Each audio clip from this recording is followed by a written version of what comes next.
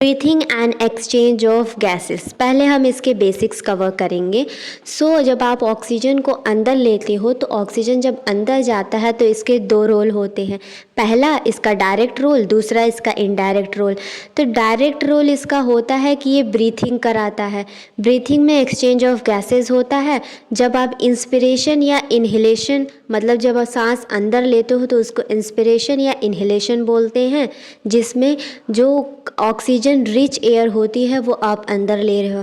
जब आप सांस बाहर छोड़ते हो उसको एक्सपिरेशन या एक्सहेलेशन बोलते हैं, जिसमें कार्बन डाइऑक्साइड रिच एयर जो होती है वो बाहर निकलती है। अब इसका जो ऑक्सीजन का इनडायरेक्ट रोल होता है, जब आप अंदर लेते हो तो इसमें क्या करता है, ये सिंपल जो मॉलिक्यूल्स होते हैं जैसे fatty acid, amino acid, glucose को तोड़ के ये क्या करता है, एनर्जी बनाता है। उनको तोड़ के एनर्जी बनाता है जो हमें एक्टिविटीज़ परफॉर्म करने के लिए चाहिए होती हैं। तो इसका इनडायरेक्ट रोल भी होता है, डायरेक्ट रोल भी होता है। तो ये जो मैकेनिज़्म है इसको ब्रीथिंग बोलते हैं। जैसे एक्सचेंज ऑफ गैस कर रहे हैं, हम O2 ले रहे हैं, अब अंदर जो भी हो रहा है उससे वो नहीं होता, CO2 बन रहा है, हम उसे बाहर निकाल रहे हैं, तो इसको ब्रीथिंग बोलते हैं। एज कॉमनली हम इसे रेस्पिरेशन कह सकते हैं, क्योंकि इसमें जो रिएक्शंस है उसमें रिएक्शंस को भी तोड़ के वो क्या बना रहा है, एनर्जी बना रहा है, गैसेस का भी एक्सचेंज हो रहा है। तो दोनों चीज़ें होती है। डायरेक्ट रोल भी ऑक्सीजन प्ले करता है, इनडायरेक्ट रोल भी प्ले करता है। तो इसको कॉमनली हम क्या बोल सकते हैं, रेस्पिरेशन बोल सकते हैं। सो that's all about a basic. Respiratory organs. Respiratory organs में हम बेसिकली ब्रीथिंग का मैकेनिज़्म, हम ब्रीथ कैसे करते हैं, रेस्पिरेटरी ऑर्गन मतलब किसका कैसा है, वो डिफरेंट ऑफ ग्रुप जो होते हैं एनिमल्स के, वो डिपेंड करता है कि वो उनका हैबिटेट कैसा है और उनका लेवल ऑफ ऑर्गेनाइजेशन कैसा है। दो चीज़ों पे डिपेंड करता है। तो मतलब जो हैबिटेट, मतलब वो कहाँ मिलते हैं, पानी में मिलते हैं या लैंड पे रहते हैं, हैबिटेट दैट इज़। और दूसरा जो लेवल ऑफ ऑर्गेनाइजेशन, मतलब वो सेल के बने हैं या टिश्यू के बने हैं या ऑर्गन सिस्टम के बने हैं, कैसा लेवल ऑफ ऑर्गेनाइजेशन है उस पर डिपेंड करता है कि उनका ऑर्गन सिस्टम जो है, ऑर्गन रेस्पिरेटरी ऑर्गन जो है वो कौन सा होगा।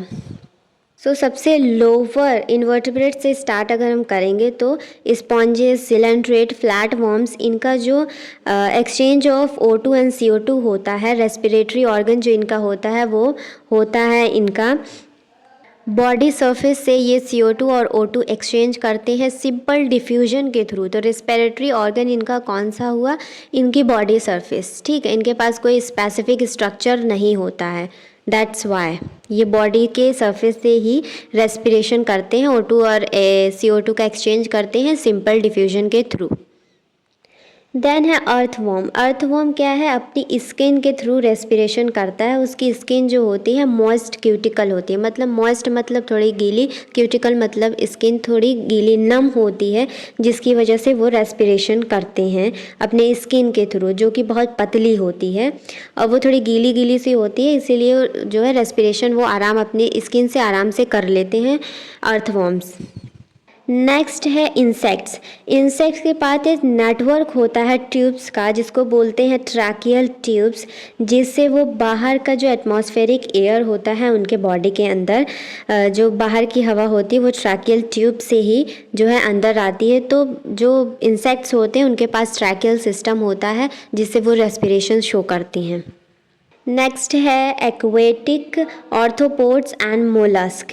ये क्या है, एक इनके पास जो है गिल्स के थ्रू ये जो है रेस्पिरेशन शो करते हैं। गिल्स क्या है, वस्कुलराइज्ड स्ट्रक्चर होता है जिसके थ्रू ऑर्थोपोड्स और मोलस्क जो है रेस्पिरेशन शो करते हैं।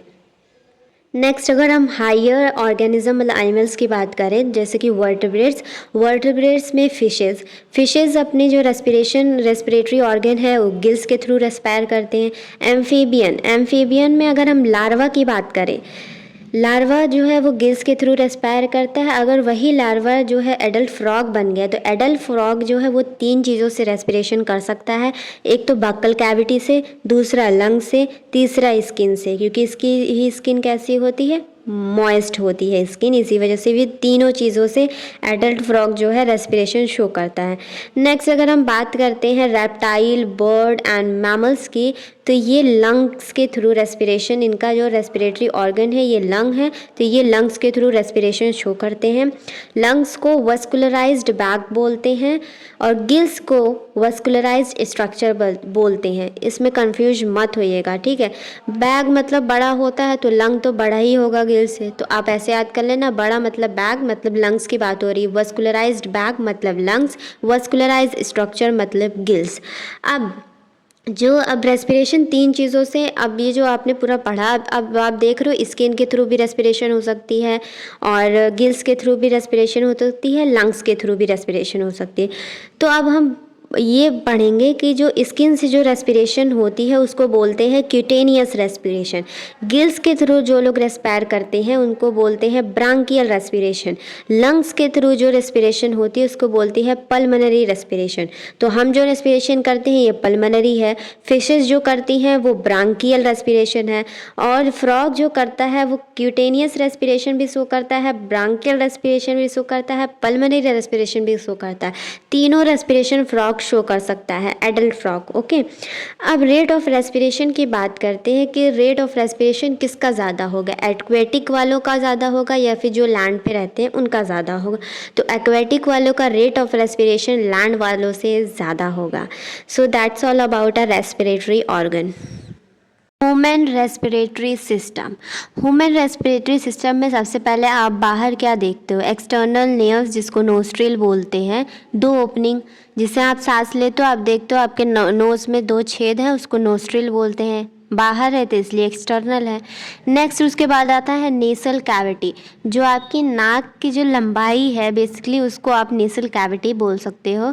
दो चैम्बर्स में बटी हुई है जिसको डिवाइड करता है नेसल सेप्टम।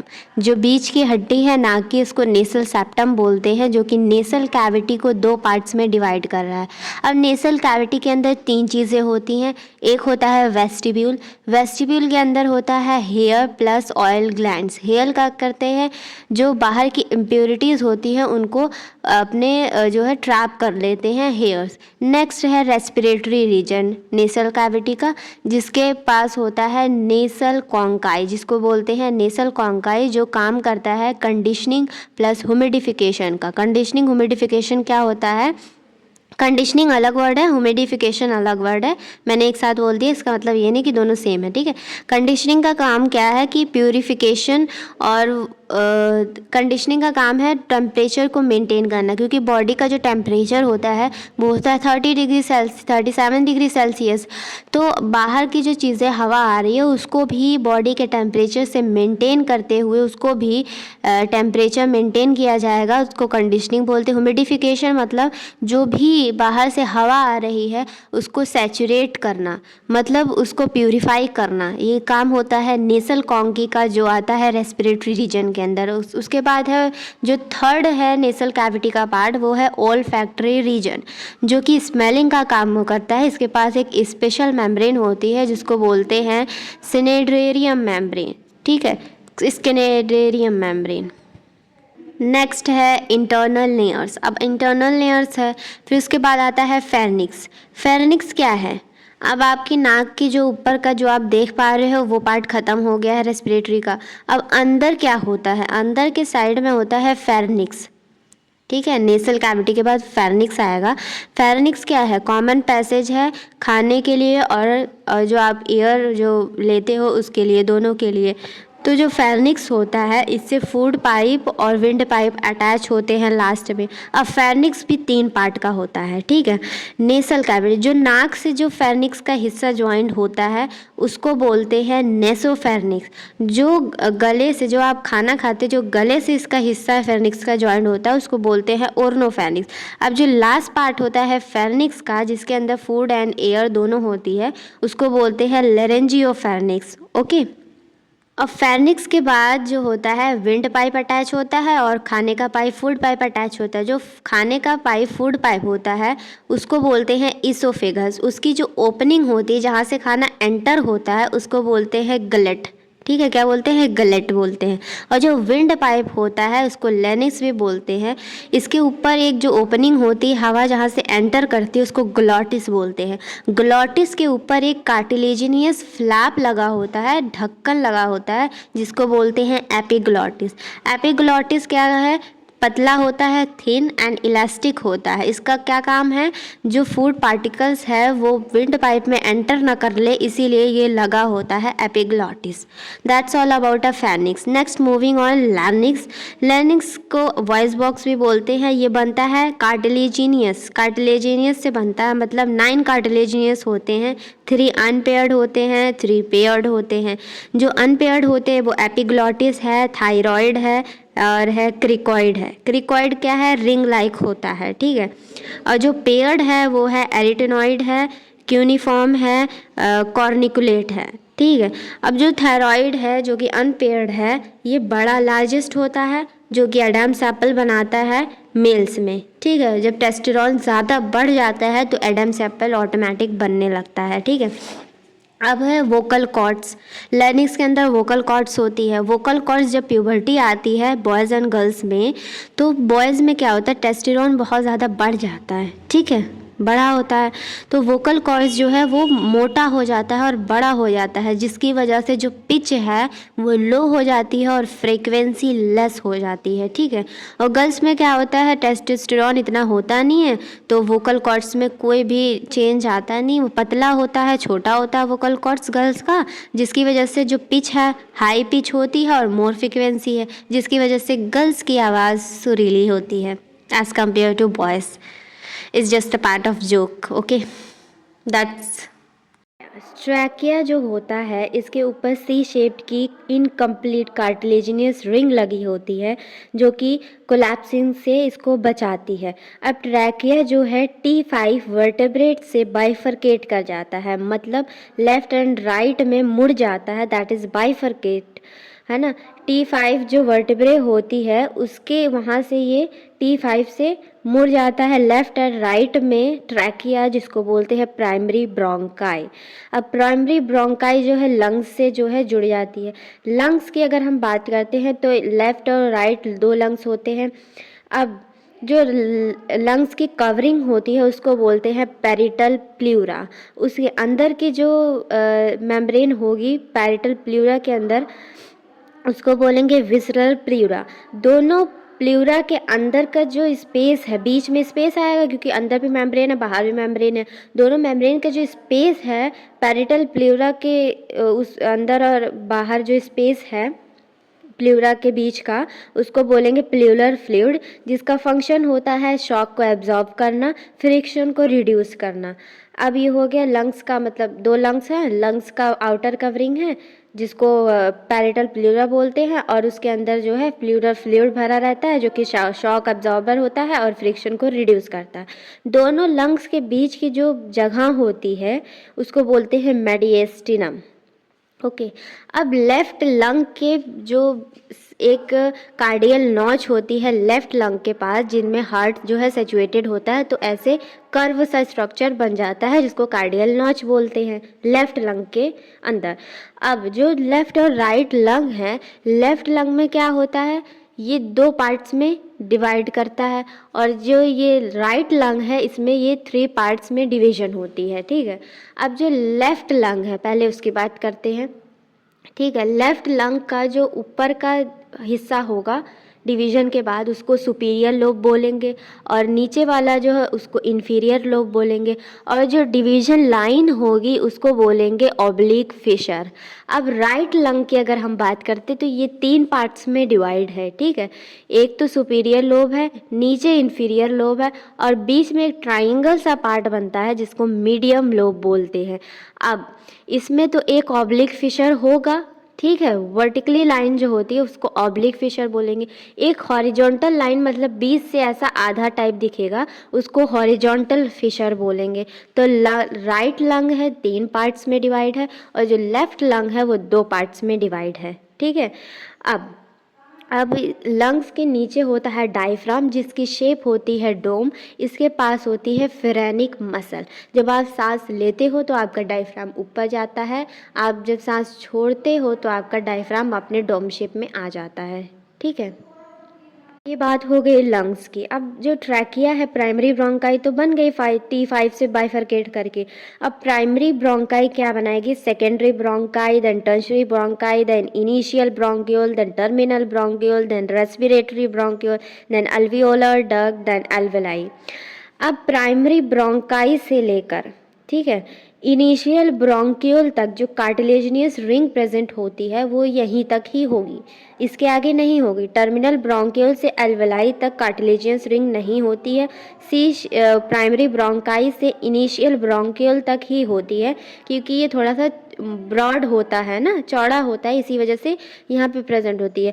अब इनिशियल ब्रोंक्यूल के बाद जो टर्मिनल ब्रोंक्यूल्स आते हैं ना, वो बहुत पतले हो जाते हैं, बहुत ज़्यादा, जिसकी वजह से वो सी शेप कार्टिलेजियस रिंग वहाँ नहीं होती है।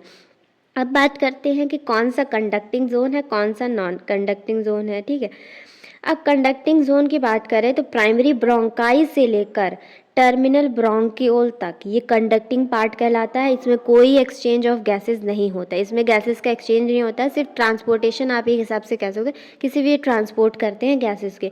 इसमें जो टिश्यू लगी होती है वो होती है क्यूबॉइडल एपिथेलियम। अब रेस्पिरेटरी ब्रोंक्यूल, एल्वियोलर डक्ट और एल्वेलाई, इसको बोलते हैं रेस्पिरेटरी रीजन, जिसमें एक्सचेंज ऑफ गैसेस होता है। बेसिकली डिफ्यूजन हम कह सकते हैं इसको, डिफ्यूजन होता है इसके अंदर। और इसमें जो टिश्यू है वो सिंपल स्ट्रैटिफाइड एपिथेलियम लगी हुई है। ओके, तो अब ये ट्रैकिया का जितना भी पार्ट्स था ये ख़त्म हुआ। अब एल्वेलाई में जहाँ पे रियल एक्सचेंज ऑफ गैसेस होता है उसकी बात करते हैं। तो एल्वेलाई जो एक्चुअल साइड है जहाँ पे CO2 O2 एक्सचेंज होते हैं, मतलब गैसेस का एक्सचेंज हो रहा है, और इज़ द बेसिक यूनिट है, alveoli is the basic unit, structural and functional unit है लंग्स की। ठीक है, total number of alveoli in both lungs में प्रेजेंट होती है 300 मिलियन।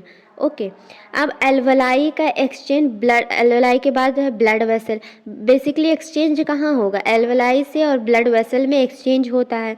तो एल्वेलाई है, देन ब्लड वेसल है। अब एल्वेलाई के अंदर कौन से टिश्यू लगे होंगे? सिंपल स्क्वामस एपिथेलियम टिश्यू लगा है, जिसको बोलेंगे एल्वियोलर एपिथेलियम। अब जो ब्लड वेसल है उसके अंदर भी यही सेम टिश्यू लगा होगा, सिंपल स्क्वामस एपिथेलियम, इसको एंडोथेलियम बोलेंगे। ठीक है, एल्वियोलर एपिथेलियम एल्वेलाई में कहलाएगा और ब्लड वेसल में एंडोथेलियम कहलाएगा। अब एल्वेलाई और ब्लड वेसल के बीच में एक स्पेस होती है जिसको बोलते हैं बेसमेंट मेम्ब्रेन या फिर इंटरस्टीशियल स्पेस। तो एल्वेलाई से बेसमेंट मेम्ब्रेन में जाएगा, बेसमेंट मेम्ब्रेन से जो है ब्लड वेसल में जाएगा। तो एल्वियोलर एपिथेलियम एल्वेलाई से और basement membrane, then endothelium blood vessel से, ये तीनों चीज़ें क्या मिलके बनाएंगी? एक रेस्पिरेटरी मेम्ब्रेन बनाएंगे, जिसमें रेस्पिरेशन हो रहा है, बेसिकली एक्सचेंज ऑफ गैसेस होगा। ठीक है, तो किस में हो रहा है? Alveolar epithelium, basement membrane, then endothelium, ये तीनों रेस्पिरेटरी मेम्ब्रेन कहलाएंगी। रेस्पिरेटरी मेम्ब्रेन थिन होगी, मॉइस्ट होगी, और इसकी जो थिकनेस होगी वो लेस देन 1 mm होगी, मतलब 0.2 to 0.5 माइक्रोमीटर इसकी थिकनेस होगी, बहुत पतली होगी। अब जो एल्वियोलर एपिथेलियम होता है, इसमें जो स्क्वामस एपिथेलियम के टिश्यू लगे हैं उसके अंदर होते हैं न्यूमोसाइट सेल्स, जो कि 2 टाइप के होते हैं। पहला जो टाइप होता है वो डिफ्यूजन कराता है, बेसिकली जो है डिफ्यूजन कराएगा गैसेस का, और दूसरा न्यूमोसाइट का टाइप होता है वो लेसिथिन रिलीज करेगा। लेसिथिन एक सरफेक्टेंट है फॉस्फोलिपिड का, और ये क्या करता है? सरफेस टेंशन को रिड्यूस करता है, क्योंकि to prevent collapsing during expiration, जब आप सांस छोड़ते हो तब कहीं पे आपकी एल्वेलाई जो है फट ना जाए, उसको प्रिवेंट करने के लिए जो स्क्वामस एपिथेलियम के अंदर न्यूमोसाइट का सेल होता है वो लेसिथिन रिलीज करता है, तो जिससे आपकी एल्वेलाई जो है सांस छोड़ते वक्त फट ना जाए, इसीलिए ये लेसिथिन रिलीज होता है। ठीक है, नेक्स्ट हम थोरैसिक की अगर हम बात करें तो बॉडी दो पार्ट्स में डिवाइड होती है, एक थोरैसिक होती है कैविटी, एक एब्डोमिनल। तो हमारा जो लंग्स आता है ये थोरैसिक कैविटी में होता है, ठीक है। अब थोरैसिक कैविटी जो लंग्स को प्रोटेक्शन देती है एयर टाइट चैम्बर्स के थ्रू, वो है वेंट्रल साइड मतलब फ्रंट साइड से स्टर्नम प्रोटेक्ट करती है, डॉर्सल साइड मतलब बैक साइड से वर्टेब्रल कॉलम प्रोटेक्ट करते हैं, लेटरल साइड मतलब लेफ्ट एंड राइट साइड से रिब केज प्रोटेक्शन देते हैं लंग्स को। 24 रिब्स होते हैं मतलब 12 प्रेजेंट होती है। पोस्टीरियर साइड मतलब नीचे की साइड से डायफ्राम लंग्स को प्रोटेक्शन देते हैं। अब थोरैसिक कैविटी के अंदर लंग्स प्रेजेंट हैं और हमें पता है कि लंग्स के थ्रू हम रेस्पिरेशन करेंगे तो पल्मोनरी रेस्पिरेशन होगी। तो पल्मोनरी रेस्पिरेशन जो होगी वो पल्मोनरी कैविटी के अंदर ही होगी। तो जो कैविटी होगी, जो लंग्स हमें पल्मोनरी रेस्पिरेशन करा रहे हैं उसको पल्मोनरी कैविटी बोलेंगे। तो थोरैसिक कैविटी के अंदर जो पल्मोनरी कैविटी है, तो अगर हम कोई भी वॉल्यूम में थोरैसिक कैविटी की वॉल्यूम में अगर हम चेंज करेंगे तो जो पल्मोनरी कैविटी का वॉल्यूम है वो भी चेंज हो जाएगा। तो अगर थोरैसिक कैविटी में वॉल्यूम का चेंज हो रहा है तो क्या होगा, उसमें भी चेंज होगा पल्मोनरी कैविटी में। अगर प्रेशर का चेंज हो रहा है थोरैसिक कैविटी में तो पल्मोनरी कैविटी का भी प्रेशर चेंज होगा। तो डायरेक्ट क्या है, इससे कहते हैं थोरैसिक कैविटी में चेंजेस आएंगे अगर वॉल्यूम और प्रेशर का, तो पल्मोनरी कैविटी में भी सेम चेंज अप्लाई होगा। सो that's all about human respiratory system. Mechanism of breathing में आपको 3 पॉइंट बहुत अच्छे से याद करना है कि जो प्रेशर होता है वो वॉल्यूम के इन्वर्सली प्रोपोर्शनल होता है। मतलब अगर प्रेशर हाई होगा तो वॉल्यूम लो होगी, वॉल्यूम हाई होगी तो प्रेशर लो होगा। दूसरी चीज़, पार्शियल प्रेशर क्या होता है? पार्शियल प्रेशर वो प्रेशर होता है जब आप किसी भी मिक्सचर ऑफ गैसेस में, मतलब बहुत सारी गैसेस में से किसी एक गैस का आप प्रेशर अगर बताते हो तो उसको पार्शियल प्रेशर बोलते हैं। जैसे मिक्सचर ऑफ गैसेस में अगर हम ऑक्सीजन का बताएंगे तो हम ऑक्सीजन का प्रेशर बताएंगे तो उसको बोलेंगे पार्शियल प्रेशर ऑफ ऑक्सीजन। वैसे हम कार्बन डाइऑक्साइड की अगर बात करें तो partial pressure of carbon dioxide. और तीसरी चीज़ कि जो गैसेस का एक्सचेंज होता है वो हमेशा high partial pressure to low partial pressure exchange होता है गैसेस का। ये 3 पॉइंट अच्छे से दिमाग में बैठाना है आपको।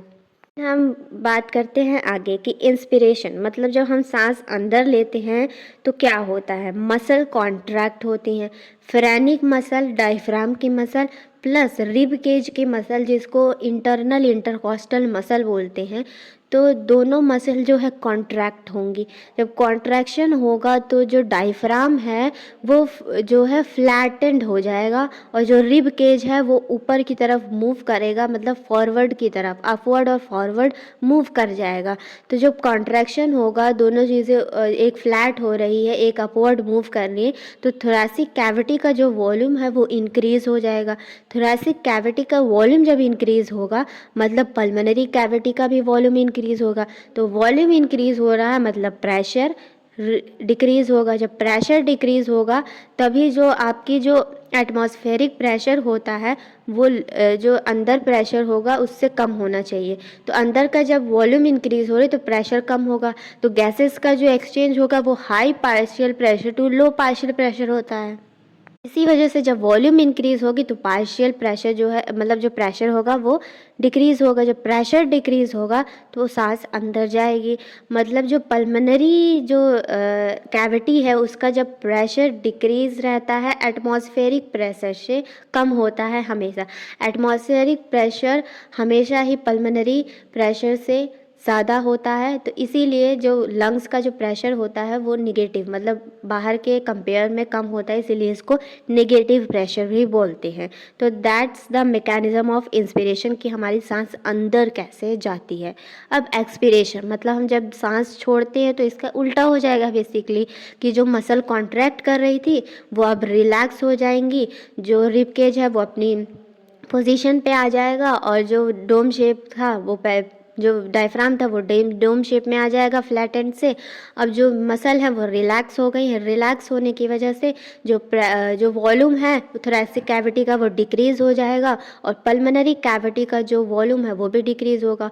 वॉल्यूम डिक्रीज़ हुआ मतलब प्रेशर हाई होगा, प्रेशर हाई होगा तभी हाई प्रेशर से लो प्रेशर में क्या है, गैसेस जो है एक्सचेंज होती हैं।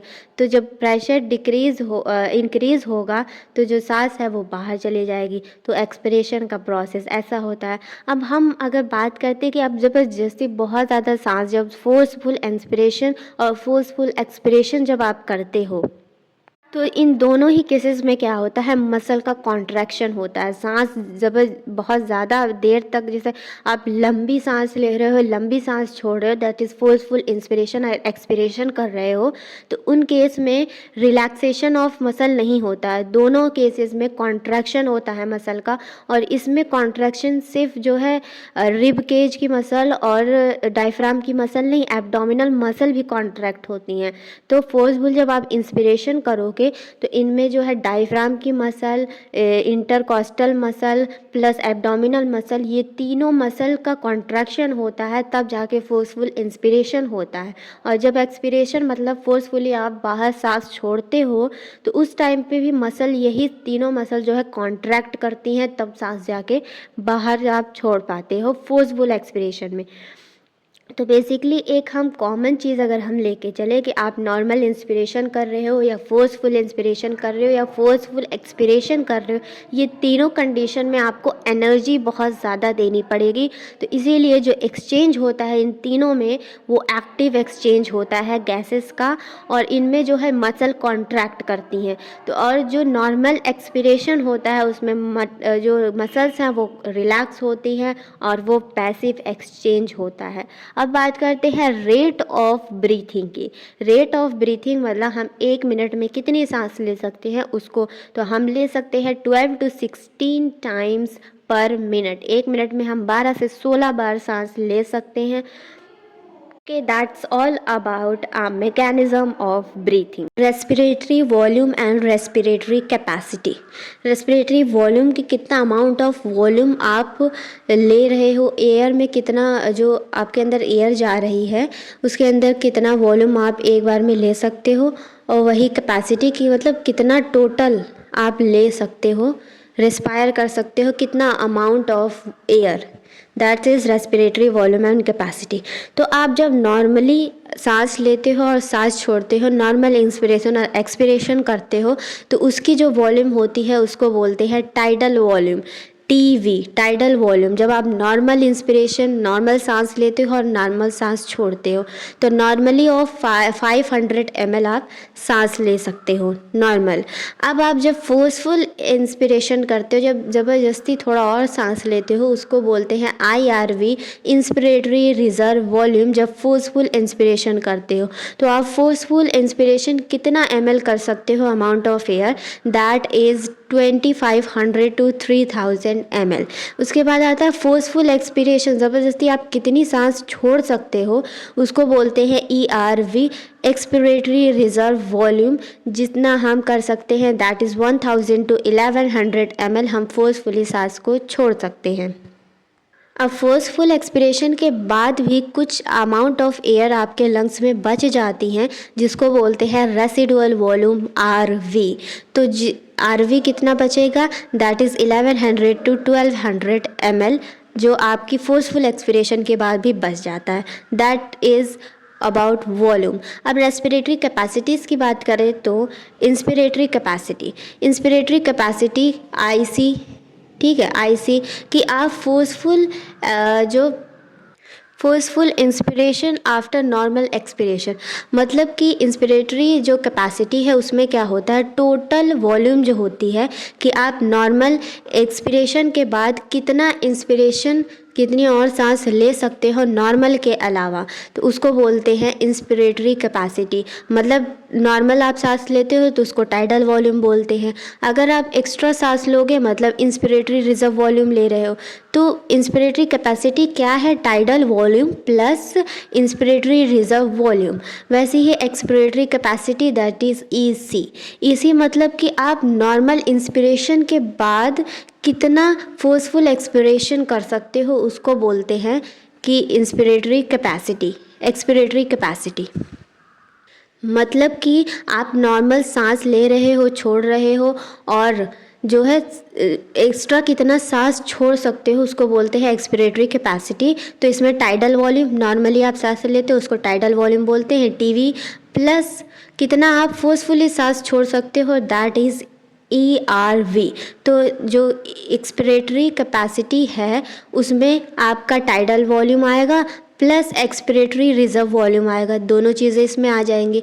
उसके बाद है नेक्स्ट है कि फंक्शनल रेसिडुअल कैपेसिटी, FRC, कि कितनी अमाउंट ऑफ एयर जो है आपके लंग में नॉर्मल एक्सपिरेशन के बाद बच जाती है।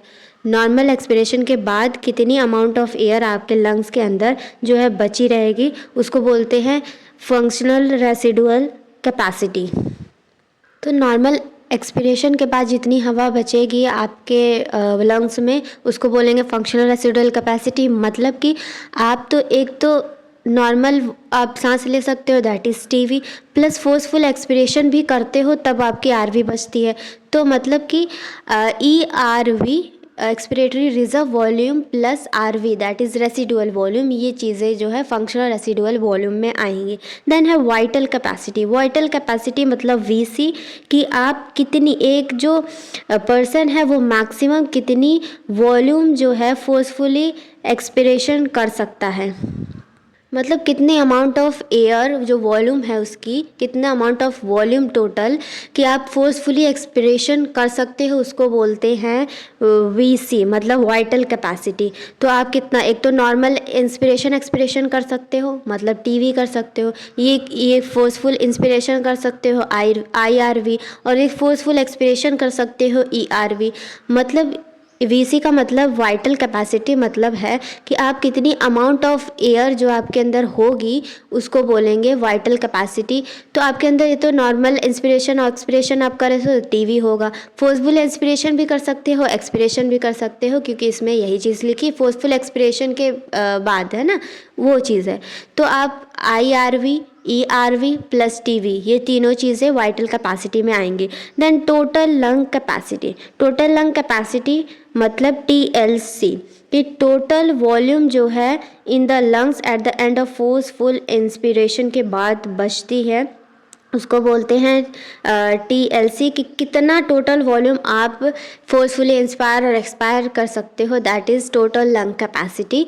तो इसमें तो आपको एक तो टाइडल वॉल्यूम आएगा TV, उसके बाद IRV inspiratory reserve volume, plus ERV expiratory reserve volume, plus residual volume. ठीक है, जितनी भी वॉल्यूम्स है वो सारी टोटल लंग कैपेसिटी के अंदर आ जाएंगी। अब ये जो वॉल्यूम है ये मेजर कौन करता है, वो इंस्ट्रूमेंट है, that is spirometer.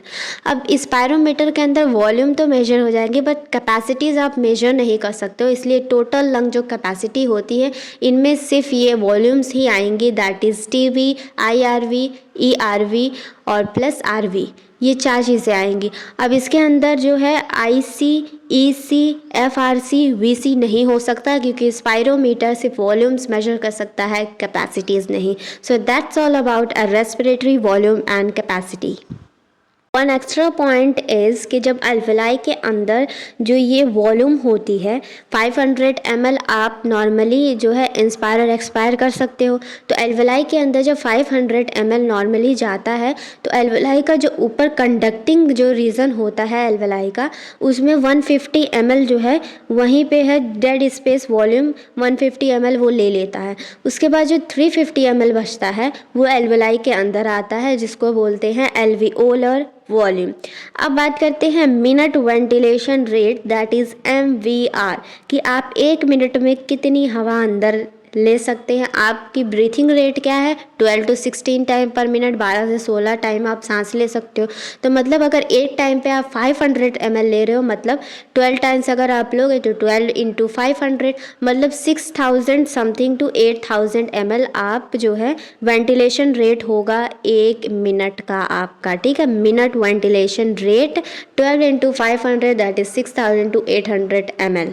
So that's all about respiratory volume and capacity. Respiratory को कभी कभी आप पल्मोनरी वॉल्यूम और पल्मोनरी कैपेसिटीज़ भी लिख के आ सकता है, तो remember this. Exchange of gases, exchange of gases में एक्चुअल साइड क्या है, एल्वेलाई में ही एक्सचेंज ऑफ गैसेस हो रहा है बेसिकली। अब कुछ चीज़ें जो हैं कि exchange of gases partial pressure के थ्रू होता है कि high partial pressure to low partial pressure जो है गैसेस एक्सचेंज होंगी। तो मतलब ये जो प्रोसेस है एक्सचेंज का इसको डिफ्यूजन कहते हैं, ठीक है। अब डिफ्यूजन होने के कुछ कंडीशंस होती हैं, 3 कंडीशन। पहली जो है सॉल्युबिलिटी कैसी है, कार्बन डाइऑक्साइड की जो सॉल्युबिलिटी है वो ऑक्सीजन से ज़्यादा है 20 to 25 टाइम। अब दूसरी चीज़ इसमें है कि जो प्रेशर ग्रेडियंट मैटर करता है कि high partial pressure to low partial pressure ही गैसेस जो हैं एक्सचेंज होगी। तीसरी कंडीशन है डिफ्यूजन की कि जो मेम्ब्रेन है थिकनेस, उसकी जो मेम्ब्रेन की थिकनेस होगी वो मैटर करती है कि जो जितना थिन होना चाहिए मेम्ब्रेन, ठीक है, सॉल्युबिलिटी ज़्यादा होनी चाहिए और क्या है सॉल्युबिलिटी और pressure high partial pressure to low partial pressure जो है डिफ्यूजन होगा। ये 3 कंडीशन होती है, पहली सॉल्युबिलिटी ऑफ गैस, दूसरा प्रेशर ग्रेडियंट, तीसरा थिकनेस ऑफ मेम्ब्रेन पे जो है डिफ्यूजन डिपेंड करता है, ठीक है। अब एक्सचेंज ऑफ गैसेस में क्या होता है, जब आप ऑक्सीजन, अब इसमें जो पार्शियल प्रेशर जो है उसका नंबर भी दिया है कि प्रेशर का कितना होता है, किसमें कितना प्रेशर होता है ऑक्सीजन और कार्बन डाइऑक्साइड का। तो जब आप एयर जो है अंदर लेते हो, एटमॉस्फेरिक एयर में ऑक्सीजन का पहले हम इंस्पिरेशन करेंगे, सांस अंदर ले रहे हैं तो ऑक्सीजन से स्टार्ट करते हैं। तो ऑक्सीजन जब आप अंदर लेते हो तो उसका एटमॉस्फेरिक प्रेशर होता है 195। अब जब वो एल्वेलाई में जाएगा उसका जो प्रेशर होगा वो होगा 104। ऑक्सीजन की बात करें क्योंकि हम इंस्पिरेशन कर रहे हैं, इसके बाद एक्सपिरेशन करेंगे तो कार्बन डाइऑक्साइड होगा, ठीक है। इंस्पिरेशन में हम क्या कर रहे हैं, ऑक्सीजन का एटमॉस्फेरिक प्रेशर है 195, उसके बाद है जब वो एल्वेलाई में आएगा 104 है। देन उसके बाद जब वो ब्लड में जाता है तो वो जो है वेन के अंदर जाएगा, वेन के पास डीऑक्सीजनेटेड ब्लड, वेन को सिमेट्रिकल वेन भी कहा गया है इसमें, तो आपको ये याद रखना है, ठीक है। सिमेट्रिकल वेन, सिस्टमैटिक वेन में डीऑक्सीजनेटेड ब्लड। अब 104 एल्वेलाई में था इसका प्रेशर, अब जब ये सिस्टमैटिक वेन में आएगा तो इसका जो प्रेशर है वो 40 है। अब जो सिस्टमैटिक वेन है इसके प्रेशर को 40 से कन्वर्ट करके 95 कर देगी और सिस्टमैटिक आर्टरी मतलब ऑक्सीजनेटेड ब्लड में भेज देगी 95। अब 95 जो ब्लड से अब टिश्यू में जाना है ऑक्सीजन को, तो जो टिश्यू का इसका जो प्रेशर है वो होता है 40। तो 95 से 40 टिश्यू में हो गया। तो ये ऑक्सीजन का जो है डिफ्यूजन ऐसे हुआ कि 195 से आया, एल्वेलाई में 104, डीऑक्सीजनेटेड में 40, देन ऑक्सीजनेटेड में 95 और डीऑक्सीजनेटेड ने 95 कन्वर्ट कर दिया ऑक्सीजनेटेड में, 95 से ऑक्सीजनेटेड ब्लड से गया टिश्यू में उसका जो प्रेशर है वो 40 है। तो high partial pressure to low partial pressure oxygen का एक्सचेंज हो गया। अब जब CO2 बनेगा तो टिश्यू टू एल्वेलाई जाएगा, ठीक है, टिश्यू भी बनेगी क्योंकि जब ऑक्सीजन आएगा तो ब्रेक डाउन करेगा, जब ब्रेक डाउन करेगा तो ऑक्सीजन जब अंदर आ गया है अब वो ब्रेक डाउन करेगा, जैसे उसने ग्लूकोज तोड़ा C6H12O6 तो उससे बनेगा CO2 plus H2O, water plus carbon dioxide. अब जब वाटर तो बॉडी के लिए यूज़फुल है और कार्बन डाइऑक्साइड उसे बाहर निकालना है, तो टिश्यू में अब ऑक्सीजन आ गया, कार्बन डाइऑक्साइड बन गई। अब जब कार्बन डाइऑक्साइड टिश्यू में बनी, अब इसका जो एक्सचेंज होगा, डिफ्यूजन का प्रोसेस है, अब टिश्यू में जो इसका प्रेशर है वो 45 है, टिश्यू में कार्बन डाइऑक्साइड का जो प्रेशर है वो 45 है। अब ये ऑक्सीजनेटेड ब्लड में जाएगा, मतलब सिस्टमैटिक आर्टरी में जाना है, तो सिस्टमैटिक आर्टरी में जो कार्बन डाइऑक्साइड का जो प्रेशर है वो 40 है, तो 40 to 45 जाएगा। अब जो 40 सिस्टमैटिक आर्टरी में इसका है, अब ये कन्वर्ट कर देगा 45 में, फिर से जो है ऑक्सीजनेटेड ब्लड जो है सिस्टमैटिक आर्टरी वो इसका जो प्रेशर है वो कन्वर्ट करके 45 में करके सिस्टमैटिक वेन के पास दे देगी। अब कार्बन डाइऑक्साइड सिस्टमैटिक वेन में आ चुका है, अब वेन में उसका जो प्रेशर है वो 45 है, एल्वेलाई में इसका जो प्रेशर है वो 40 है, तो 45 to 40 एल्वेलाई में ये चला गया। देन एल्वेलाई का जो प्रेशर है कार्बन डाइऑक्साइड का वो 40 है, तो एल्वलाई से जब ये बाहर निकलेगा तो high partial pressure to low partial pressure ही जाएगा। तो एटमॉस्फेरिक प्रेशर इसका 0.3 है, तो 40 टू 0.3 है, चला जाएगा। तो ऐसे आपने ऑक्सीजन अंदर लिया, कार्बन डाइऑक्साइड ऐसे निकला। तो पार्शियल जो प्रेशर है वो एनसीईआरटी में टेबल में गिवन है। ओके, अब एक चीज़ है, जो ये एक्सचेंज ऑफ गैसेस हो रहा है, इससे हम ऐसे एक पॉइंट्स दिए हैं 4-5 उसमें, तो आप पूछ सकते जैसे ऑक्सीजन के ऑक्सीजन के जो है उसमें ऑक्सीजन के बेसिस पे एक्सचेंज ऑफ गैसेस कैसे हो रहा है, ऑक्सीजन जब अंदर जा रहा है या फिर कार्बन डाइऑक्साइड बाहर निकल रहा है। तो पहले तो आप ब्रीथिंग और पल्मोनरी वेंटिलेशन करते हो, जिसमें आपने ऑक्सीजन रिच जो है एयर अंदर ले ली। फिर उसके बाद क्या होगा, डिफ्यूजन होगा, जो है ऑक्सीजन का डिफ्यूजन होगा between alveoli to blood. Alveoli और ब्लड में जो है ऑक्सीजन का डिफ्यूजन मतलब एक्सचेंज हो रहा है। फिर जो ब्लड है वो क्या करेगा, ट्रांसपोर्ट करेगा। तो उसके बाद फिर क्या होगा, डिफ्यूजन होगा ब्लड टू एल्वलाई ऑक्सीजन का। फिर उसके बाद जो है tissue alveoli to exchange of gases है, मतलब जो रेस्पिरेशन का स्टेप है वो एक ऑर्डर में होता है कि जब आप ब्रीथिंग करते हो उसको पल्मोनरी वेंटिलेशन भी बोलते हैं। जब आप करते हो तो ऑक्सीजन आपने अंदर लिया, तो ऑक्सीजन जब अंदर जाएगा तो एल्वलाई में जाएगा। एल्वलाई में जब ऑक्सीजन पहुंचेगा तो डिफ्यूजन होगा। डिफ्यूजन किसके बीच में होगा, diffusion of oxygen between alveoli to blood. ठीक है, जो डिफ्यूजन होगा एल्वलाई टू ब्लड होगा कि एल्वलाई से ब्लड में जाएगा, फिर ब्लड उसको ट्रांसपोर्ट करेगा। देन ट्रांसपोर्ट के बाद जो फोर्थ स्टेप होगा फिर डिफ्यूजन होगा, किसके बीच में, ब्लड टू टिश्यू के बीच में होगा। फिर उसके बाद फिफ्थ स्टेप क्या है, डिफ्यूजन के बाद जो है वो ऑक्सीडाइज होगा और यूटिलाइजेशन होगा उसका ऑक्सीजन का। तो वो क्या करेगा, कैटाबॉलिज्म करेगा। कैटाबॉलिज्म में वो ग्लूकोज तोड़ेगा, कार्बन डाइऑक्साइड और वाटर बनाएगा। फिर अब कार्बन डाइऑक्साइड अगर बन गया तो इसका स्टेप क्या होगा, ये कैसे बाहर निकलेगा। तो कार्बन डाइऑक्साइड टिश्यू ने बनाया, अब टिश्यू क्या करेगी, उसको डिफ्यूजन होगा कार्बन डाइऑक्साइड का किसके साथ, पहले तो कार्बन डाइऑक्साइड का टिश्यू टू ब्लड में जाएगा। तो डिफ्यूजन किसका होगा, कार्बन डाइऑक्साइड का टिश्यू टू ब्लड। देन जो है ब्लड ट्रांसपोर्ट करेगा कार्बन डाइऑक्साइड को। देन इसका थर्ड स्टेप क्या होगा, फिर डिफ्यूजन होगा ब्लड टू एल्वलाई में। फिर उसके बाद जब एल्वलाई में पहुंच जाएगा फिर हम उसको ब्रीथ आउट कर देंगे। तो ये फॉलोइंग स्टेप है रेस्पिरेशन की, जिसमें एक्सचेंज ऑफ गैसेस हो रहा है basically. So that's all about exchange of gases. Transport of gases का जो मीडियम है जिससे गैसेस ट्रांसपोर्ट होती हैं दैट इज़ द ब्लड। अब पहले ऑक्सीजन का ट्रांसपोर्ट होगा फ्रॉम एल्वलाई टू टिश्यू। तो ऑक्सीजन जो है 3% ऑक्सीजन डिज़ोल्व फॉर्म में प्लाज्मा के थ्रू ट्रांसपोर्ट होगा और 97% हीमोग्लोबिन के थ्रू ट्रांसपोर्ट होगा। हीमोग्लोबिन एक क्वाटर्नरी प्रोटीन है। हीमोग्लोबिन के अंदर हेम प्लस ग्लोबिन दो ग्रुप है, एक हेम है एक ग्लोबिन है। हेम प्लस ग्लोबिन से हीमोग्लोबिन बना है। हेम क्या है, red coloured iron containing group इसके पास होता है।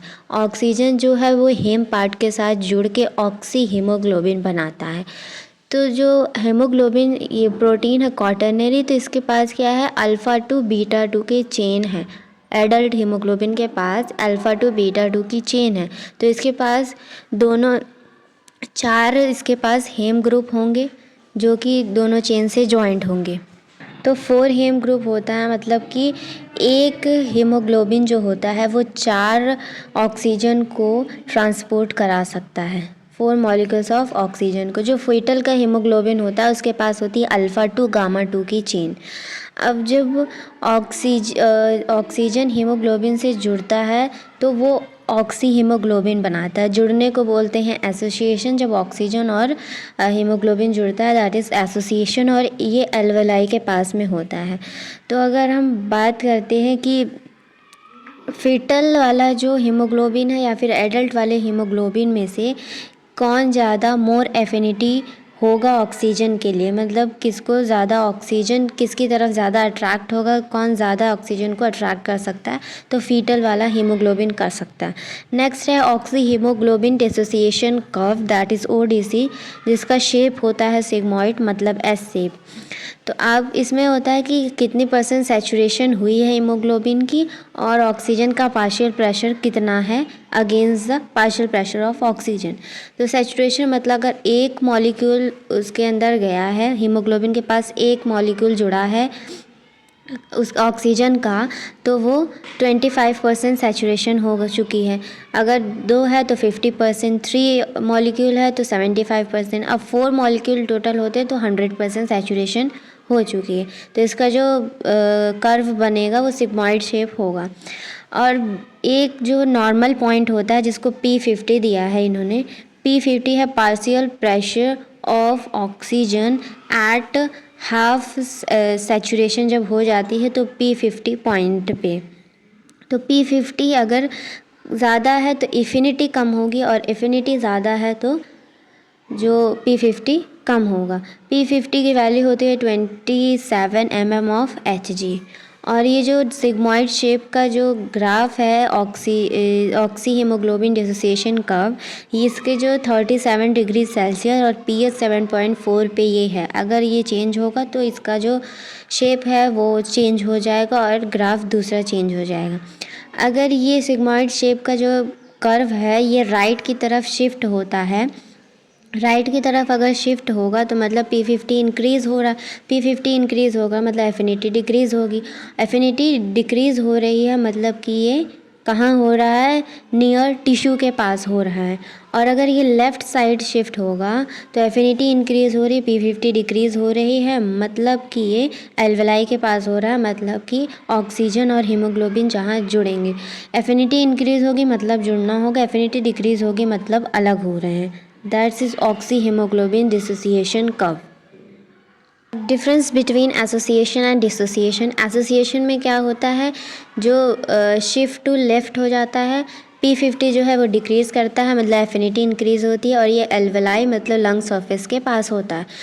ऑक्सीजन जो है partial pressure of oxygen increase होता है मतलब partial pressure of carbon dioxide जो है वो कम होगा।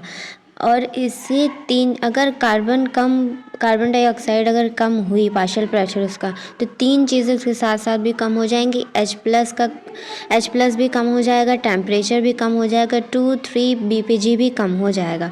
अगर H+ कम है मतलब pH ज़्यादा होगा। डिसोसिएशन में क्या होता है, शिफ्ट टू राइट होता है, P50 इंक्रीज़ होता है, एफिनिटी डिक्रीज़ होता है, ये टिश्यू के पास होता है, partial pressure of oxygen decrease होता है, partial pressure of carbon dioxide increase होता है। इसमें H+ इंक्रीज़ होगा, टेम्परेचर इंक्रीज़ होगा और 2-3 BPG भी इंक्रीज़ होगा। H+ इंक्रीज़ हो रहा है मतलब pH डिक्रीज़ होगा। तो ये डिसोसिएशन का जो ये इफ़ेक्ट है, ये इसको एक्सप्लेन किया है क्रिश्चियन बोहर ने। और इस डिसोसिएशन का जो इफ़ेक्ट है शिफ्ट टू राइट, जो कर्व शिफ्ट होता है, इसको बोलते हैं बोहर इफ़ेक्ट। अब BPG का क्या मतलब है, बिसफॉस्फोग्लिसरेट। अगर हम बात करते हैं कि फीटल वाला जो हीमोग्लोबिन है उसका डिसोसिएशन कर्व कैसा बनेगा, तो शिफ्ट लेफ़्ट हो जाएगा। इसमें फीटस हीमोग्लोबिन की बात करेंगे तो एफिनिटी इंक्रीज़ हो रही है मतलब पार्शियल प्रेशर डिक्रीज़ होगा, तो इसका जो P50 है वो कम होगा। मायोग्लोबिन क्या होता है, इसका जो ग्राफ बनता है वो रेक्टेंगुलर हाइपरबोला होता है। अमाउंट ऑफ हीमोग्लोबिन जो होता है 12 to 16 ग्राम पर 100 ml ऑफ ब्लड प्रेजेंट होता है, मतलब 1 ग्राम में 1 ग्राम जो हीमोग्लोबिन है उसके पास 1.34 ml ऑफ ऑक्सीजन होता है। मतलब 100 ml ऑफ ब्लड अगर है तो मतलब 15 ग्राम इंटू 1.34 ml ऑक्सीजन अगर करेंगे तो अप्रॉक्सीमेटली हमारा आएगा 19.4 ml of oxygen in आर्टियल blood. जो ऑक्सीजनेटेड ब्लड होता है उसमें ऑक्सीजन जो प्रेजेंट होता है वो 19.4 ml होता है। डीऑक्सीजनेटेड में मतलब वीनस ब्लड जो होता है उसमें होता है 14.4 ml ऑफ ऑक्सीजन प्रेजेंट होता है। जब हार्ट से जो ब्लड निकलता है ऑक्सीजनेटेड वो टिश्यू को जब जाता है तो आर्टरी के पास 19.4 ऑक्सीजन पर ml पर 100 ml होता है। 19.4 ml ऑफ ऑक्सीजन आर्टरी के पास होता है। टिश्यू में जाएगा तो टिश्यू में जो है फिर टिश्यू उसको हार्ट तक पहुंचाती है, तो डीऑक्सीजनेटेड ब्लड टिश्यू से निकल के हार्ट तक जाएगा, तो उसमें 14.4 ऑक्सीजन पर ml होता है ऑक्सीजन का वेन के अंदर। तो अगर हम बात करते हैं टिश्यू में कितना, तो 19.4 14.4 माइनस कर देंगे, दैट इज़ 5 ml पर 100 ml ऑफ ब्लड प्रेजेंट होता है oxygen. If you do vigorous exercise अगर करेंगे तो 3 गुना बढ़ जाएगा, मतलब 15 ml पर 100 ml ऑफ ब्लड हो जाएगा। That's all about a transport of oxygen. Transport of carbon dioxide. Transport of carbon dioxide ये टिश्यू से एल्वेलाई तक जाएगा, दैट्स अ ट्रांसपोर्टेशन इसका टिश्यू टू एल्वेलाई है। तो पहले तो डिज़ोल्व फॉर्म विथ प्लाज्मा के साथ 7% जो है कार्बन डाइऑक्साइड जो है ट्रांसपोर्ट करेगा। क्यों ये ज़्यादा डिज़ोल्व हो रहा है? क्योंकि इसकी सॉल्युबिलिटी ऑक्सीजन से ज़्यादा है, इसी वजह से ये 7% डिज़ोल्व फॉर्म विथ प्लाज्मा के साथ ट्रांसपोर्ट करेगा। देन हीमोग्लोबिन में जो ग्लोबिन है, ग्लोबिन मीन्स अमाइनो एसिड, ये ग्लोबिन में हीमोग्लोबिन के हेम प्लस ग्लोबिन, ग्लोबिन से ये जुड़ेगा। ऑक्सीजन हेम ग्रुप से जुड़ रहा था और ये कार्बन डाइऑक्साइड ग्लोबिन से जुड़ेगा, अमाइनो एसिड। तो CO2 और हीमोग्लोबिन को जब मिलाएंगे तो ये ग्लोबिन वाले पार्ट से जुड़ा, मतलब अमाइनो एसिड से, तो ये कार्बामीनो हीमोग्लोबिन कहलाएगा और ये 23% हीमोग्लोबिन के साथ जो है मिलके ट्रांसपोर्ट होगा। उसके बाद 7% तो डिज़ोल्व फॉर्म में प्लाज्मा के साथ हो गया, 23% हीमोग्लोबिन के साथ हो गया, मतलब 30% तो हो गया। अब जो 70% है इसका ट्रांसपोर्टेशन वो बाइकार्बोनेट्स के फॉर्म में होता है, मतलब कि कार्बन डाइऑक्साइड वाटर के साथ मिलके H2CO3 बना लेता है, मतलब कार्बन डाइऑक्साइड वाटर मिलके बाइकार्बोनेट बन के इसका ट्रांसपोर्टेशन होता है और एंजाइम के प्रेजेंस में, और उस एंजाइम का नाम है कार्बोनिक एनहाइड्रेस। और कार्बोनिक एनहाइड्रेस का कंसंट्रेशन RBC में ज़्यादा होता है एज़ कंपेयर टू प्लाज्मा। ठीक है, प्लाज्मा से ज़्यादा RBC में होता है कार्बोनिक एनहाइड्रेस का कंसंट्रेशन। ओके, देन अब बात करते हैं टिश्यू से कार्बन डाइऑक्साइड निकला तो ये ब्लड वेसल में जब जाएगा तो 7% डिज़ोल्व फॉर्म विथ प्लाज्मा से ट्रांसपोर्ट हो जाएगा। उसके बाद जो 70% है वो क्या होगा, जो RBC है concave shape, biconcave shape का होता है, उसके अंदर हीमोग्लोबिन पूरा होता है। तो हीमोग्लोबिन के अंदर ये जब जाएगा तो कार्बन डाइऑक्साइड और ये वाटर मिलके बाइकार्बोनेट बन जाएगा। फिर बाइकार्बोनेट क्या है, फिर से टूटेगा और बनेगा H plus HCO3 negative bicarbonate बन जाएगा टूट के। अब क्या होगा, अब निगेटिव जो बाइकार्बोनेट है ये वापस ब्लड वेसल में RBC से निकलकर ब्लड वेसल में आ जाएगा। ठीक है, ब्लड वेसल में जब ये आएगा तो हीमोग्लोबिन प्लस H प्लस, तो H प्लस है और HCO3 निगेटिव है, तो H प्लस जब ब्लड वेसल में आएगा तो ये हीमोग्लोबिन के साथ मिलके हेमोग्लोबिनिक एसिड बना लेगा जिसका फंक्शन बफर का होता है। ठीक है, अब बचा HCO3 क्या करेगा, जब ब्लड वेसल में आ गया RBC से निकल के तो ये NaCl के साथ बॉन्ड बना लेगा। NaCl जो कि प्लाज्मा में है, अब वो भी प्लाज्मा में आ चुका है, तो NaCl के साथ जब ये जो है जुड़ जाएगा तो ये बनाएगा sodium bicarbonate NaHCO3 plus Cl negative, chloride ion भी बन जाएगा।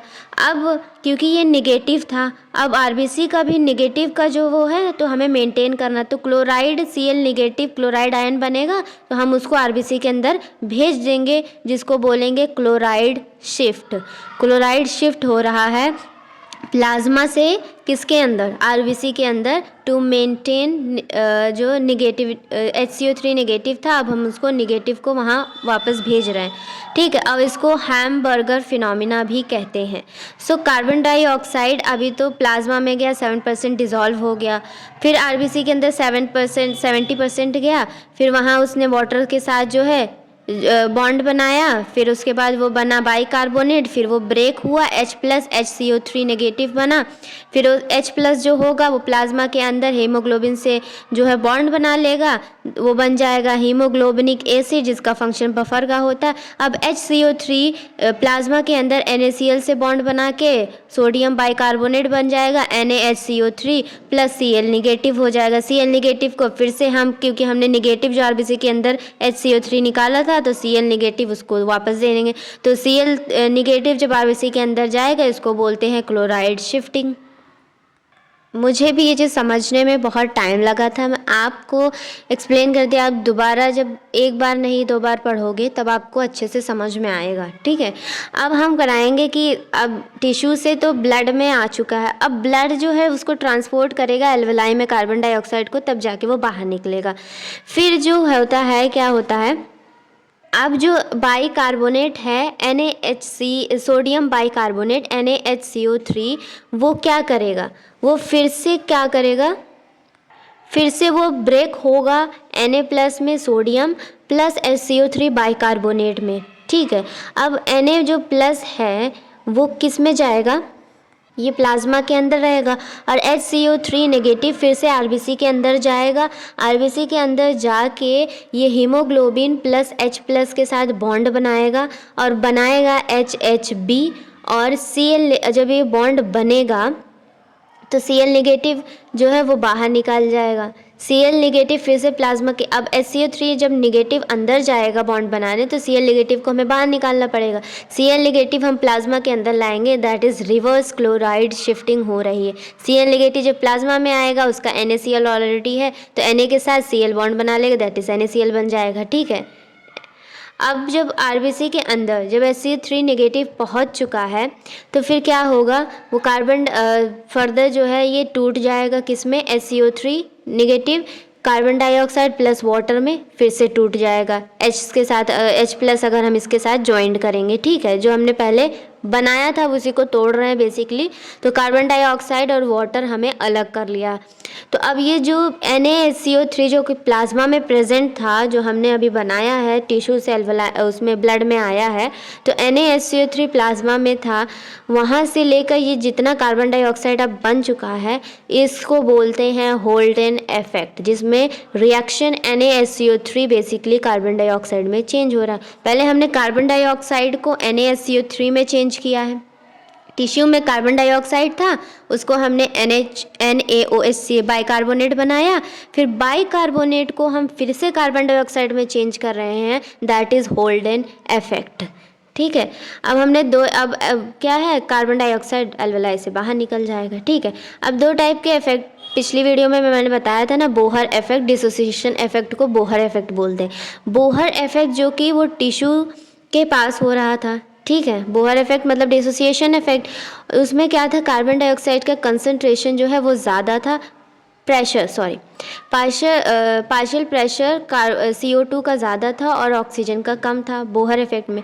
अब ये जो होल्डन इफेक्ट है इसमें क्या है, ये एल्वेलाई के पास हो रहा है। एल्वेलाई मतलब कि ऑक्सीजन का पार्शियल प्रेशर ज़्यादा होगा, कार्बन डाइऑक्साइड का पार्शियल प्रेशर कम होगा, ठीक है। अब क्या है कि जो ऑक्सीजन था वो 5 ml पर 100 ml ऑफ ब्लड में प्रेजेंट होता है, ऑक्सीजन 5 ml पर 100 ml, ठीक है। अब ये क्या है, कार्बन डाइऑक्साइड कितना होता है, every 100 ml of deoxygenated blood में 100 ml में 4 ml ऑफ कार्बन डाइऑक्साइड जो है ट्रांसपोर्ट होता है एल्वेलाई को, ठीक है। हाँ, deoxygenated blood 4 ml carbon dioxide alveoli को देता है। सो that's all about a transport of carbon dioxide. Regulation of respiration, कि ह्यूमन बीइंग अपनी जो ब्रीथिंग का रेट है उसको कंट्रोल कर सकता है, प्लस डेप्थ को कंट्रोल करना, दैट इज़ रेगुलेशन। कि आप अपनी सांस को थोड़ा बहुत कंट्रोल कर सकते हो, कि थोड़ी देर रोक सकते हो थोड़ी देर के लिए, और थोड़ा जल्दी सांस ले सकते हो, थोड़ा धीमे सांस ले सकते हो, दैट इज़ रेगुलेशन। अब डेप्थ में मतलब कि जो सांस लेने में दो चीज़ें आपकी होती है, या तो आप फास्ट सांस लो या फिर स्लो। तो शैलो और डीप ब्रीथ आप कर सकते हो, ठीक है। इसको कंट्रोल करना, तो यही रेगुलेशन कहलाता है। अब रेगुलेशन को कंट्रोल जो रेगुलेशन कराते हैं वो दो सेंटर्स होते हैं ब्रेन के अंदर। RRC रेस्पिरेटरी रिथम सेंटर जो कि ब्रेन के मेडुला के अंदर होता है, मेजर जो रेगुलेशन होता है यही कराता है। देन सेकंड है मेडुला के पास पॉन्स होता है, पॉन्स के अंदर होता है न्यूमोटॉक्सिक सेंटर जो कि मॉडरेट करता है फंक्शन RRC का। RRC के जो फंक्शंस है उसको मॉडरेट न्यूमोटॉक्सिक सेंटर ही करता है। ये क्या करता है, जो ड्यूरेशन होती है सांस लेने की उसको कम करता है। मतलब जब आप सांस थोड़ी जल्दी लोगे तो इंस्पिरेशन की जो ड्यूरेशन है उसको रिड्यूस करेगा। शैलो मतलब फास्ट, शैलो आप सांस ले सकते हो, फास्ट ब्रीथिंग और फास्ट सांस लेना, दैट इज़ शैलो। तो इसको बोलते हैं जो न्यूमोटॉक्सिक सेंटर जो कि पॉन्स में सिचुएटेड है, इसको बोलते हैं switch off point of inspiration. सांस को स्विच ऑफ पॉइंट भी है कि आप थोड़ी देर रोक सकते हो, थोड़ी जल्दी सांस ले सकते हो, ये न्यूमोटॉक्सिक सेंटर कराता है। और ये भी ब्रेन के अंदर ही होता है, दोनों सेंटर्स ब्रेन के अंदर। अब रेस्पिरेटरी रिथम सेंटर जो है इसके पास में ही कीमो सेंसिटिव रीजन होता है ब्रेन के अंदर जो कि केमिकल को सेंस कर लेता है। मतलब उसके बगल में एडजेसेंट टू RRC होता है कीमो सेंसिटिव रीजन। मतलब जी सेंसिटिव होता है कार्बन डाइऑक्साइड प्लस H+ के लिए, ठीक है, केमिकल्स के लिए। तो ये क्या करता है, जब कार्बन डाइऑक्साइड ज़्यादा हो जाता है तो ये सिग्नल देता है RRC को कि आप सांस छोड़ दो, क्योंकि सांस हमने अभी तक रोक रखी थी, है ना। तो अब सांस छोड़ दो, तो ये बोलता है कि रेगुलेट करो। ये RRC को सिग्नल देता है। सिग्नल देने के लिए ही कीमोसेंसिटिव रीजन ब्रेन के अंदर होता है RRC के साइड में। अब इसके अलावा ये दोनों चीज़ें तो ब्रेन के अंदर है। जो एक लास्ट है दैट इज़ रिसेप्टर। रिसेप्टर होता है आयोटिक आर्च और कैरोटॉइड आर्टरी के अंदर। मतलब जो आपकी जो हार्ट से जो ब्लड लेके जाती है ऑक्सीजनेटेड ब्लड, आयोटा के अंदर आयोटिक आर्च प्रेजेंट होता है, रिसेप्टर। और जो ब्रेन की तरफ ऑक्सीजनेटेड ब्लड लेके जाती है कैरोटॉइड आर्टरी, उसके पास भी रिसेप्टर होता है, ठीक है। वो भी क्या करती है, हाई CO2 एंड H+ उसको क्या करती है, पता लगा लेती है। इसके लिए सेंसिटिव होती है कि कार्बन डाइऑक्साइड ज़्यादा हो गया और H+ ज़्यादा हो गया, ये डिटेक्ट कर लेती है जब ये ज़्यादा होता है। तो ये भी किसको सिग्नल दे देगी, RRC को। ये दोनों सिग्नल देती हैं RRC को फंक्शन करने के लिए, ठीक है। अब ये दोनों चीज़ें जो हैं कीमो सेंसिटिव रीजन और रिसेप्टर्स, ये क्या है, सेंसिटिव हैं किसके लिए, only for CO2 and H+ के लिए, और इनसेंसिटिव है ऑक्सीजन के लिए। मेनली हम अगर बेसिक ऐसा ओवरऑल देखें, रेगुलेशन का मतलब कि आप अपनी सांस को कितनी देर थोड़ी देर रोक सकते हो, थोड़ी देर ज़्यादा ले सकते हो, थोड़ी देर कम ले सकते हो। रेगुलेशन इसके लिए सेंटर्स हैं ब्रेन के अंदर दो जो कि इसको कंट्रोल करते हैं, ठीक है। रिस्पिरेटरी रिथम सेंटर जो कि मेडुला में है और न्यूमोटॉक्सिक सेंटर जो कि पॉन्स में है, ये इसको रेगुलेट कराते। कीमो सेंसिटिव रीजन जब कार्बन डाइऑक्साइड और H+ ज़्यादा हो जाता है तो ये जो है सिग्नल देता है RRC को कि रेगुलेट करो, ठीक है। उसके बाद रिसेप्टर भी है, ये भी वही है कि sensitive to carbon dioxide and H+ है कि अगर ज़्यादा हो गया ये चीज़ ऑक्सीजनेटेड ब्लड के अंदर तो ये RRC को सिग्नल देगा कि you have to regulate. So that's all about a regulation of respiration. Disorders of respiratory system. तो सबसे पहला है अस्थमा। अस्थमा जो है इसमें आपको सांस लेने में तकलीफ़ होगी, आपकी आवाज़ में थोड़ी सी चेंज होगी, थोड़ी घरघराहट सी आएगी, और आपकी ब्रोंकी, ये होता क्यों, क्योंकि आपकी जो ब्रोंकी और ब्रोंक्यूल्स होते हैं इनमें इन्फ्लेमेशन हो जाता है। तो asthma due to cause of inflammation in bronchi and bronchioles की वजह से होता है। मतलब ब्रोंकी और ब्रोंकिल्स में बेसिकली सूजन आ जाती है जिसकी वजह से अस्थमा हो जाता है आपको। अस्थमा एक टाइप की एलर्जी है जो कि हिस्टामिन कॉज करता है, ओके। सेकंड है इम्फाइसेमा। इम्फाइसेमा क्या है, क्रॉनिक डिसऑर्डर है जिनमें जो एल्वियोलर का वॉल होती है, एल्वियोलर वॉल होती है वो डैमेज हो जाती है, ठीक है। एल्वियोलर वॉल डैमेज हो जाती है तो जिसकी वजह से जो रेस्पिरेटरी सरफेस होता है वो डिक्रीज़ हो जाता है, और जब डिक्रीज़ होगा तो आपको पता है आपको सांस लेने में तकलीफ़ होगी।